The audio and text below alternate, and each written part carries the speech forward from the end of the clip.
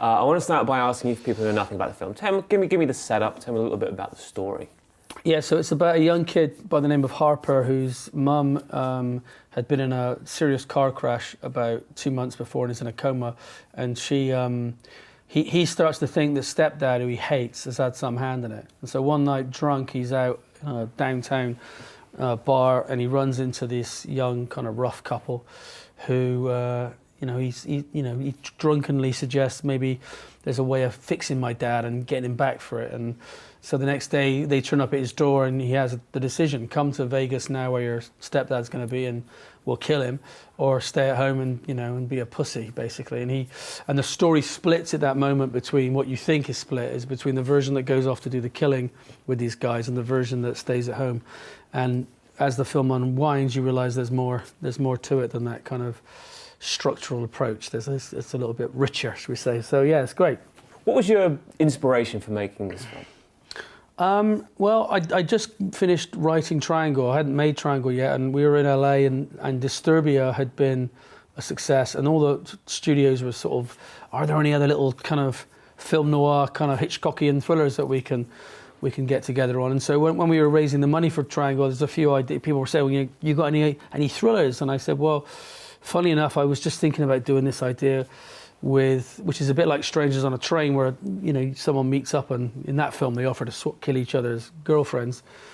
But I think my brain was so wired with structural things that I ended up with this version. So we kind of got it off the ground on a pitch, and then I went off and made Triangle, then Black Death, then Get Santa, and before we'd ever really came back to it, I suddenly thought, well, what the idea we had for this Detour idea. So it kind of came around that way, and then the influences really were just being obsessed with the film noirs when I was at school, the kind of Woman in the Window, Fritz Lang, the film Detour, which obviously we reference in the movie. I just like the idea that good characters, a simple pulpy story, a desert, a girl, a gun. So it's like pure cinema. So I was really drawn to that, and obviously all British kids anyway. We all want to make movies set in the desert of America. There's an Americana thing. Final question: what's your favourite part of the movie? I don't know. Honestly, this is my favourite of all the films I've made. It's my favourite, and it's really hard to separate when you make a film. I once heard Coppola talking about The Godfather, saying that The Godfather for him is like a lampshade.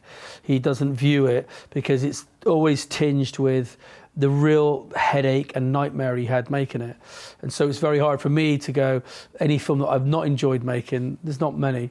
One actually, but this one wasn't it. It's in terms of the intention of what I wanted to happen, to come out. I love all of it. I mean, I think I think it's really hard to say because it'll be at the expense of others. I think when I watch a film, I sit there when I'm making it and I'm on the monitor and I'm laughing, and when I see things that come out that you don't expect, I mean, there's many. There's one little bit where, for no reason at all, Bel Powley's in the back of the car when the policeman's investigating, pulls them over, and instead of having the white racist cop, we've got the black racist cop who's also a jerk, but he just happens to be in Texas and be black. And he goes up to the girl, he says, "How are you, ma'am?" And she goes, "Oh, I'm all right." And she does this Marilyn Monroe voice. No one told her to do that. She just does it. And it's just so gorgeous that every time I see it, I just think, and there's many more instances in the movie like that where the actors bring along their good instincts. And that's what makes them stars in the end. And I think all these three actors have just got incredible instincts.